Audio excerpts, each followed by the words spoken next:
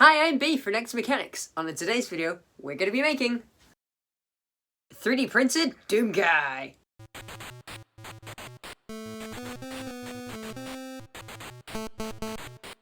So I started this project all the way back in the beginning of October. My dad used to play Doom like all the time back in the 90s, right? And so when I asked him, hey, it's your birthday coming up, do you want me to make you something? And he was like, well, something Doom related to be fun. And I figured, well, I've done a lot of sculpting, I've done a lot of that side of stuff.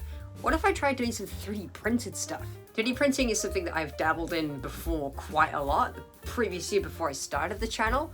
So to get to go back and revisit that with my new recording format and everything, it's going to be quite fun. My first idea was that I could sculpt it out of clay to essentially scan or trace in some form into 3D software. And I had a go, and it was tricky and ended up not really being worth it. I tried my best, but doing stuff that was rigid, like the armor and the helmets out of clay, it's definitely doable, but it is not within my skill set, and it was ending up just being really frustrating. So in the end, I gave up with that idea, and I decided to just go straight into CAD and just have it go. Just nothing to it but to do it, right? I tried to get as much reference material as I possibly could, because one of the major tips that you'll get with 3D printing and stuff like that when you're doing your own models is reference material. It's the major thing that will help turn your model from looking close to perfect. And so I took stuff from the original game sprite sheet, the actual clay model they used to make those sprites, Doom Eternal's new skin,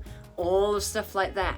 Just trying to get as many reference materials as I could from every angle, and that way whenever I wanted to sculpt a new piece, just get the picture and essentially trace it, but not quite. Now for this I'm using Blender. I have around a year's worth of experience in it, so I feel pretty confident. It might not necessarily be the best software for this, but it totally works. The modeling process is really tricky to explain, because unless I'm giving you a step-by-step tutorial, it's basically just grabbing vertices and edges, pushing and squeezing and doing different types of modifiers and things to eventually get it to a state that I liked. I'd start off with things like a default plane, like a flat sheet, and I would twist it and extrude it and add to it, sort of vaguely tracing as many of the reference materials as I could, while also trying to make it look good as a model, because you can't just trace the front and then look at it from the side, because it will only look good from that one angle.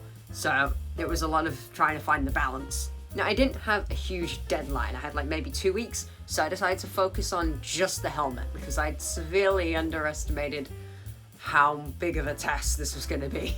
Again, this is really tricky to explain, because I just sort of did it. I have all these skills that I've taught myself from loads and loads of tutorials and stuff. The main issue I have is that I'm not very good at making neat models. See, a neat model would be like a shape that is entirely, sealed, right? It's a sealed unit, you get a cube, sealed cube. Mine was essentially, it looked like a sealed cube. All the bits were sort of tucked inside it, so it looked fine. But of course the CAD doesn't recognize it as being one solid object, because all it can see is the bits that don't quite line up or whatever. So it was a lot of trying to battle that and trying to use the cleanup tools and stuff. And there are so many tools that I wish I had known how worked properly, because my method of learning is very much just having to go and see what sticks, as well as doing tutorials, right? And so I do the bare minimum research. The mirror modifier. See, when you use the mirror modifier in Blender, it makes a ghost mirror, right? So you only have the one side, and then the other side you can't interact with. You can't grab the left side and make a spike stick out like that, right? Like you can with the right side. So I figured, okay, well if I want to make the left side have a spike come out, I need to duplicate it, mirror it, and then stitch it up at the seam in the middle. Just hit apply on the modifier button. I spent literally days stitching together things like the legs, the feet, the arms, trying to stitch it up so that it looked like one solid symmetrical piece. I could have just hit one button. When it came to doing the joints, I had, well, plenty of Transformers action figures to draw reference from. So I did things like Siege Skytread's neck joint, where instead of having the ball go inside the head for the ball joint, the ball is actually inside the body, inverted. That meant that the head could be printed as one solid piece, and it would be stable, secure, and fine, instead of having to print it in two halves that clasp around the ball.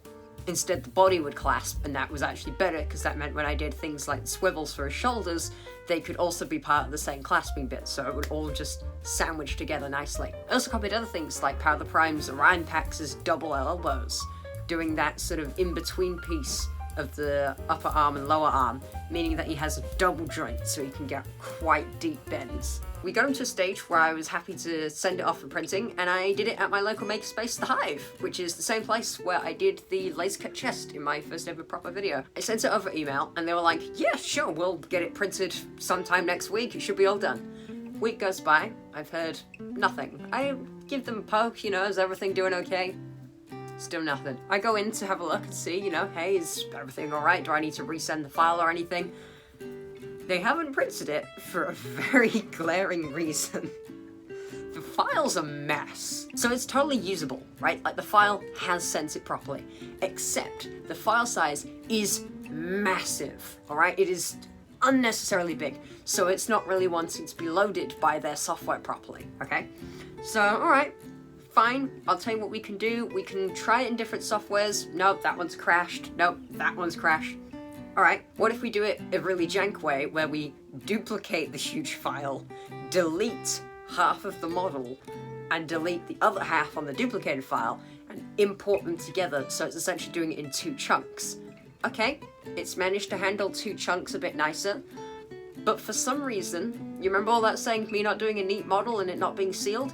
Yeah, that meant there was a load of artifacts. It meant that Blender sees it absolutely fine, smooth, perfect, but any other software sees glaring holes and stuff where it's not able to interpret it properly because I didn't model it properly. Blender's going, oh yeah, it's jank, but that's fine. And everyone else is going, Eventually, we found the miracle program of 3D Builder, which was somehow able to just go, oh yep, all the weird holes and nubs and blobs and stuff, let's just fix it. And it was great, and we finally got it imported, and it was 3 meters wide. But we did it. We finally got it to print, and after a couple days, it was all ready for me to take home and start the sanding procedure. I derafted it all, took it all off and everything, and I used various grits of sandpaper, and this became the most boring and time-consuming part. I've expressed my distaste for sanding before on the channel with the axle alarm and stuff. This is worse because I have to do it. Like, if I don't do it, this is gonna look naff. So, I have to just suck it up, do it. I'm using wood filler this time instead of spackle, because what I didn't realize is that spackle doesn't fully harden. On my Forgotten Robot helmet, I used spackle for the seams because I was told, yeah, that's basically the same as wood filler, it should be fine. But the difference between it and wood filler is that dries super brittle, and it means that I can also just deform it with my thumb. I can just press on it and it will leave a mark.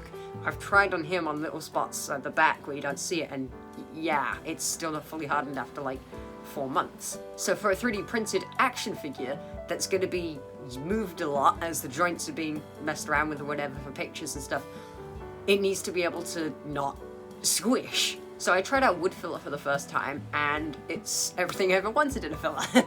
It dries by air, it dries really quickly, it's sandable, it's pretty much perfect.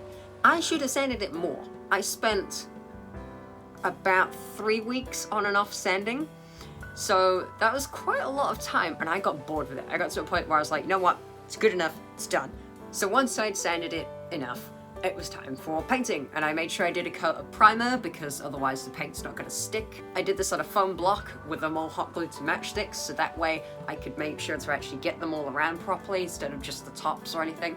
Once he was fully primed, got to do the first coats of paint, and I hate the first coats of paint. But I've learned from other projects like the clay ones that you just got to stick through the process and it will work out fine. So I did some other techniques and things that I'd learned, like for the helmets and the gun, I wanted them to have almost a speckled metallic texture.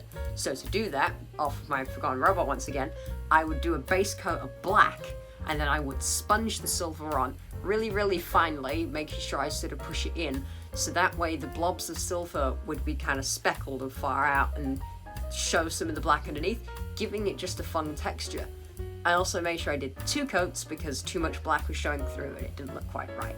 I also sponged his skin, but I made sure to do that with much thicker paint, so that way when it was dry, it actually dried with lots of little dots from the sponge, giving him almost a weird skin texture. It's not quite there, and it doesn't distinguish it too much, but when you run your finger along it, you can tell, and it's quite fun. When I did things like his armor, the green pieces of armor, I made sure to lacquer those, only those, because that way it had a much shinier texture to the rest of it. I could have lacquered the rest with a matte varnish, but I don't have any. But again, it was all about the texture difference, so things like his metal armor are going to be glossier than, say, his boots. I just used acrylics for this, and it worked for the most part. It's just as well I was doing it battle damage because some of the armor pieces liked to have the green smudge off, but I think some of that is because the paints I was using was older, and I probably should have replaced it, but that's fine. As you can probably tell from the way I've been explaining it, there was a lot of hurdles and a lot of things that were quite frustrating with this project. But that's not to say that I disliked it. I think this is one of my best work that I've done. It's just that because it's something that's still relatively new to me, I had a lot of hurdles to overcome and a lot of time and patience, which I have none. I like to do projects that are smaller and easier to do, most like 2 weeks. I spent over 300 hours on this project, spread apart 3 months. I don't have that kind of patience. But I did it, and I'm proud of myself for doing it, because the amount of times where I was like, no, this is too hard, I should just give up. No, I stuck with it, I carried on, and it looks bloody brilliant. So, enough of me waffling on. Let's just see how good it looks.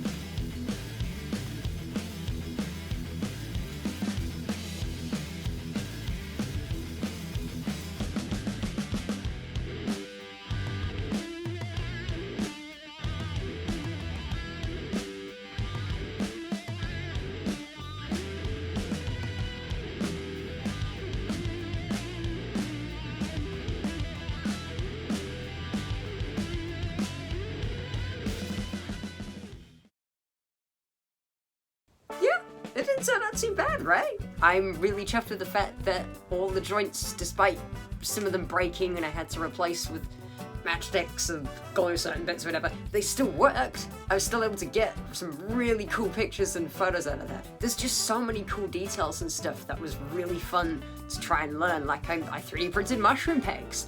I made hands. If you thought they were hard to draw, they're even worse to 3D model. It's safe to say that my dad quite enjoys his, albeit belated, birthday present.